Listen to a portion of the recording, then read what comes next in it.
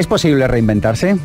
No, yo creo que para saber si algo es posible o no de entrada hay que buscar datos más que opiniones, y los datos muestran que claro que sí. ¿Por qué? Porque hay muchas personas que se están reinventando, con lo cual obviamente tenemos que decir sí, y también hay que aclarar qué se entiende por reinventarse, porque hay personas que en mi experiencia creen que reinventarse quiere decir convertirse en una persona diferente, como si no hubiera algo, como si hubiera algo en su interior que no es bueno, que no es adecuado. No es así.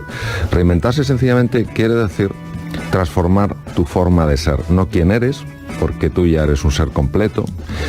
Cambiar la forma en la que eres, una forma que te ayude pues a tener de la vida o experimentar en la vida mucho más lo que quieres, y también a alejar precisamente de tu vida aquello que no quieres. Lo que pasa es que hay un elemento con el que siempre todos tenemos que luchar, que es la inercia, la pereza, el miedo a lo desconocido, qué es lo que voy a perder, cuando no tengo tan claro lo que voy a ganar, y eso hace que a veces las personas nos conformemos con sobrevivir en lugar de vivir, y aceptamos la mediocridad cuando la mediocridad no es un estado natural del ser humano, es una forma que elegimos, pues a veces por no atrevernos bastante o suficientemente en la vida.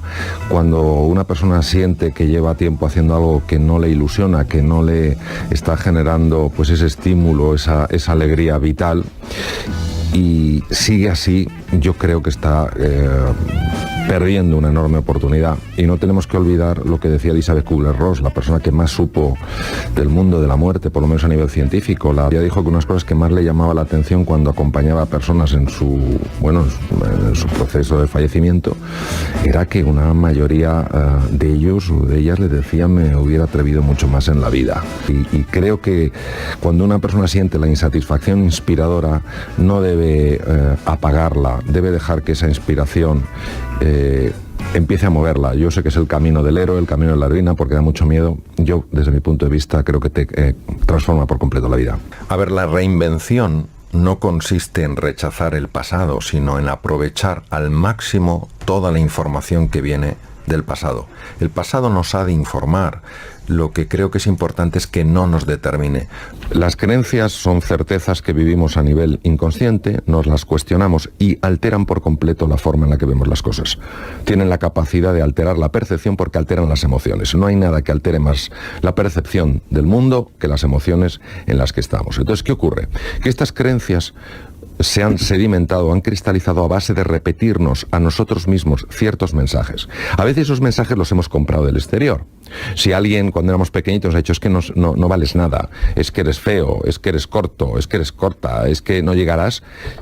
El poder no lo tiene la persona. El poder lo tiene si yo esa frase me la repito constantemente. Y yo me la creo, porque entonces en cualquier momento de dificultad yo consultaré esa frase, y esa frase me dirá: claro que no puedes. Yo creo que no hay un solo ser humano que tenga un acceso a la verdad completa. Por tanto, aunque nos digan cosas que no nos gusten, siempre hemos de saber que eso es una verdad incompleta. En caso de que sea una verdad incompleta, a lo mejor es que no es verdad en absoluto, pero si me dicen eres torpe, bueno, en algunas cosas yo soy torpe. En algunas cosas yo soy torpe. Yo, por ejemplo, muchos deportes no se me dan bien. Como cirujano jamás he sido torpe. De hecho, he tenido una enorme habilidad como cirujano. Entonces, hay que diferenciar. Oiga, la torpeza, usted no me meta en un paquete global todo. Es que eres corto. Yo en algunas cosas, pues puedo ser bastante corto. Para ciertos aprendizajes, a mí me cuesta una barbaridad. Otros aprendizajes, vamos, soy rápido como un guepardo. Entonces, nunca tomar lo que nos dicen los demás como la verdad completa, porque no hay nadie que tenga acceso a la verdad completa. La realidad es infinita y la verdad siempre es un juicio de la razón. Nosotros hacemos nuestra mejor aproximación a la verdad. ¿Qué ocurre? Que muchas personas se han creído ciertas cosas y el problema es que no paran de repetírselas, porque cuando una persona ha generado estas creencias disfuncionales, empieza la mente, a través de lo que se llama el sistema reticular activado ascendente, es una estructura cerebral, del tronco cerebral, empieza a buscar evidencias para soportar eso. Entonces, que en el momento que uno se tiene que parecer, vamos a ver, ¿quién tiene una bola de cristal para leer perfectamente la realidad del universo? Nadie. La única manera en la que la creatividad aflora es cuando nos topamos con un muro. Porque cuando nos topamos con un muro y nos pegamos con el muro y el muro no se rompe, solo hay dos opciones que podemos tomar. La primera es abandonar y la segunda es encontrar un camino. Sabemos perfectamente que la creatividad se despliega y la inteligencia se abre precisamente cuando encontramos la dificultad. Lo que pasa es que como no nos gusta nada sufrir, en cuanto empezamos a notar que darle golpes al muro duele, lo normal es que abandonemos. ¿Cuántas personas, porque han seguido, porque han creído en sus posibilidades, han descubierto que todo muro tiene unas microfracturas y que por las microfracturas poco a poco te puedes ir colando? Cuando nosotros nos encontramos ante un desafío, la mente tiene que hacer una valoración. Y la valoración es de dos tipos. Una, tierra incierta, tierra desconocida. Dos, tierra hostil. Si la valoración que hace la mente es tierra hostil, solo puede poner en marcha tres mecanismos. Ha sido así por muchísimo tiempo en la evolución de las especies. Uno, la agresión. Otro, la huida. Sí. Y otro, el bloqueo.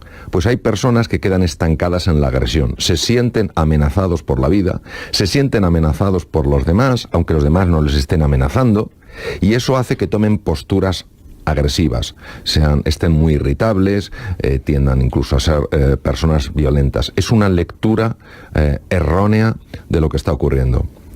Cuando un ser humano se siente absolutamente impotente para hacer frente a un desafío o a un reto que se está encontrando en su vida, no cabe duda que esos filtros están actuando. No quiere decir para nada que el problema no sea difícil, el problema puede ser muy complejo. Cuando tenemos esa sensación de absoluta impotencia es porque hay una creencia limitante. Siempre hay un camino, a lo mejor no un camino para resolver perfectamente el problema, sí un camino para darle una respuesta a ese problema, a ese reto. Es importante que sepamos que este tipo de creencias para nosotros son certezas incuestionables y están dirigiendo muchísimos de nuestros procesos mentales. La clave para saber cuándo una persona tiene una creencia limitante es observar el cuerpo. Cuando un ser humano se llena de tensión ante una situación determinada, cuando un ser humano siente que su cuerpo se bloquea, que su mente se nubla, en ese momento sabemos que una creencia limitante se está activando. En lugar de pensar que ese desafío es demasiado grande, yo invito a un momento de paz, un momento de serenidad y hacerse uno a sí mismo una pregunta. ¿Qué me estoy diciendo a mí mismo? ¿Qué me estoy diciendo a mí misma para sentirme tan insignificante, tan pequeño en esta situación? Qué difícil es eso, ¿eh? Es difícil porque las creencias inconscientes tienen, yo lo llamo su propio sistema inmunitario, su propio sistema para preservarse y mantenerse. Es mi experiencia que cuando buscamos espacios de soledad, espacios de tranquilidad, y hacemos esta pregunta y tenemos la paciencia de aguardar, surge una idea de un lugar muy especial. No procede, la sensación es que no procede de la cabeza, la sensación es que procede del cuerpo.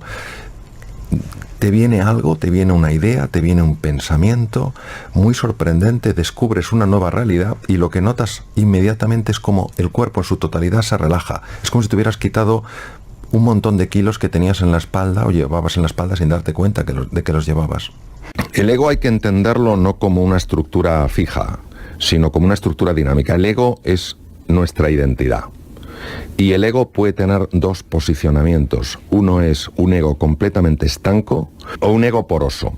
El ego estanco hace que yo me sienta completamente separado del resto. No veo ningún punto en conexión. Solo me preocupa sobrevivir. Solo me preocupa utilizar a los demás para mis fines. Esto es tremendamente lesivo, porque además es fuente de infelicidad y fuente de enfermedad. El ego poroso es cuando yo reconozco que sí, que tengo un cuerpo distinto, que tengo formas distintas de ver la realidad, que me gusta más un color, que me gusta más una cosa, pero a la vez soy consciente que todos los seres humanos formamos una unidad. ¿Por qué? Porque todos tenemos ilusiones, todos tenemos preocupaciones, todos tenemos angustias, todos tenemos luchas internas, y eso hace que yo, reconociendo que soy distinto de los demás, no me sienta distante. Por eso la base de todo cataclismo es el egoísmo, y la base de toda prosperidad es la generosidad. La base de todo cataclismo, por lo menos como yo lo veo, es convertirte en el centro del círculo, y la base de toda prosperidad es la generación de una elipse. Una elipse tiene dos centros. Estás tú y estoy yo. Claro, esto genera un encuentro, y donde hay encuentro hay posibilidades, y donde hay posibilidades, pues hay un estado de ánimo radicalmente distinto. Yo creo que hay que tener mucha más hambre, mucha más ambición que no avaricia por alcanzar la propia plenitud. Yo creo que caemos con mucha facilidad en el conformismo, que en cuanto hacemos una cosa con un cierto nivel de competencia, ya no aspiramos a la maestría. Enseguida nos acomodamos, y creo que este hambre, estas ganas de aprender, estas ganas de progresar, estas ganas de avanzar, no hay que perderlas nunca. Nosotros vamos muy distraídos por la vida. Cuanto más complejo sea el entorno, más claras tienes que tener tus prioridades. Cuanto más difíciles son los desafíos, más anclado tienes que estar en tus valores. Eso es el foco. El foco es no dejarte distraer por cosas que son irrelevantes. La aceptación solo significa reconciliarse con la realidad. Es decir, asumir una realidad sencillamente porque es, aunque no me guste. La aceptación deja de resistirse a lo que es. Deja de luchar con la realidad. Es decir, si a mí me diagnostican un tumor maligno, la aceptación no quiere decir que me guste, la aceptación no quiere decir que esté de acuerdo, la aceptación es que asuma que esa es la realidad, y con esa realidad ahora tengo que jugar. ¿Qué ocurre cuando yo acepto? Que me aflojo muchísimo, que esa tensión de la rebeldía contra la realidad produce cambios muy negativos en el funcionamiento del cuerpo y del cerebro.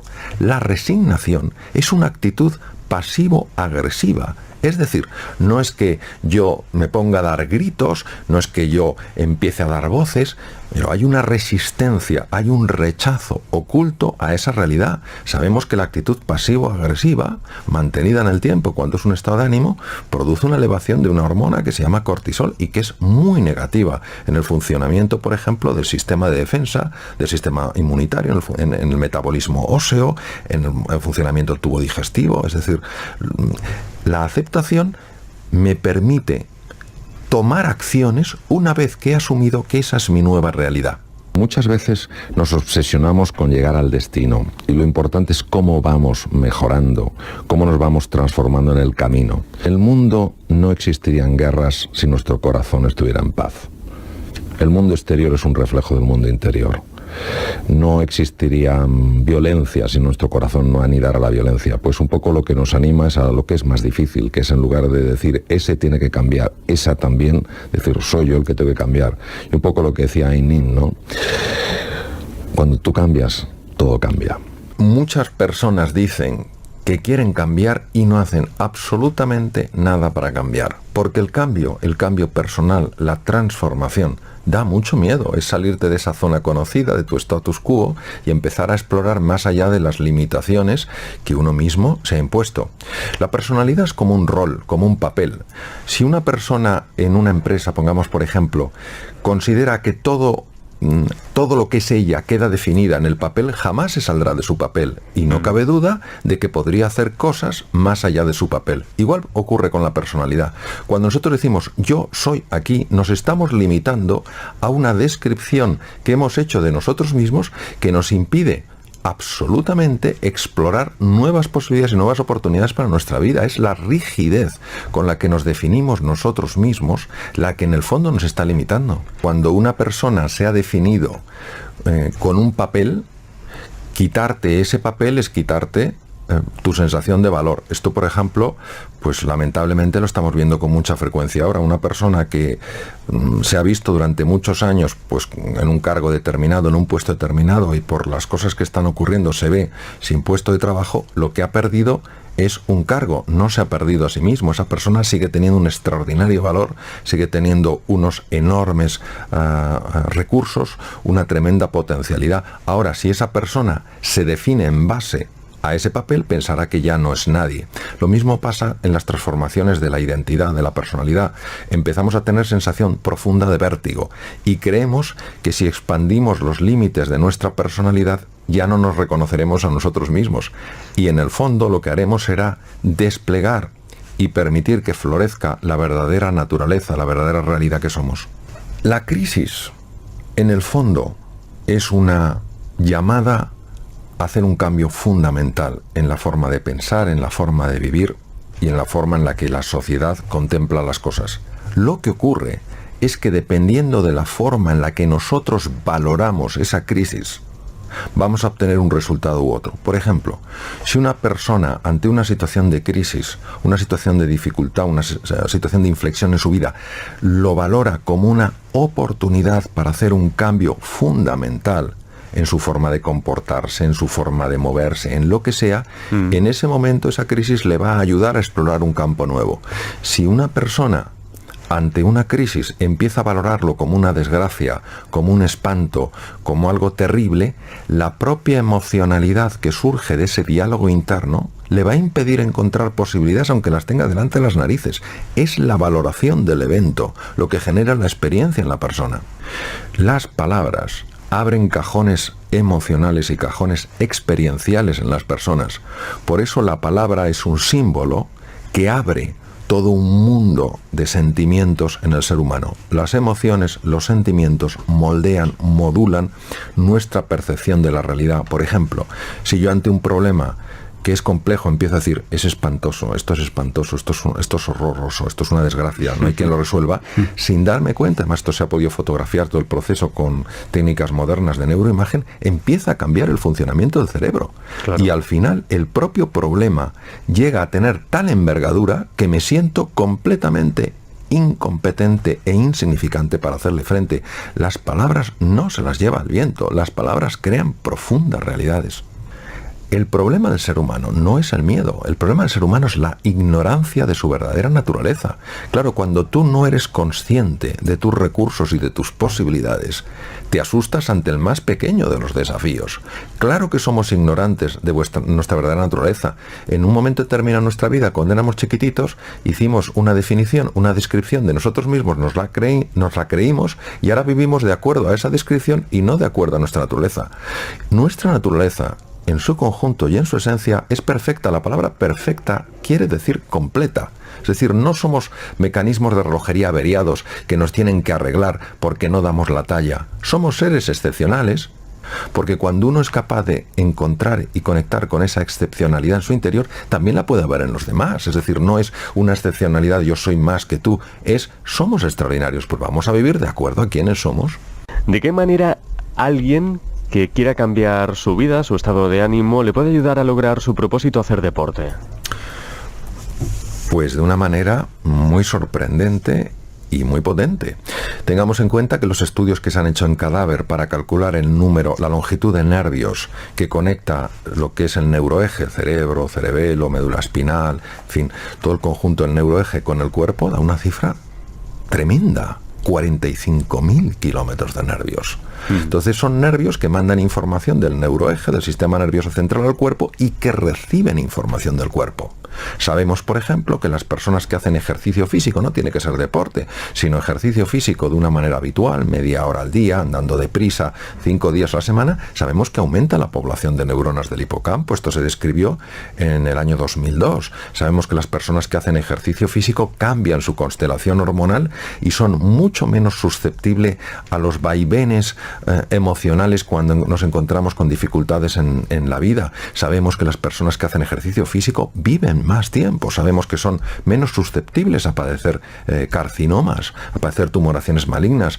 Necesitamos retomar este papel trascendental que juega el cuerpo en todo lo que es la vida completa de un ser humano.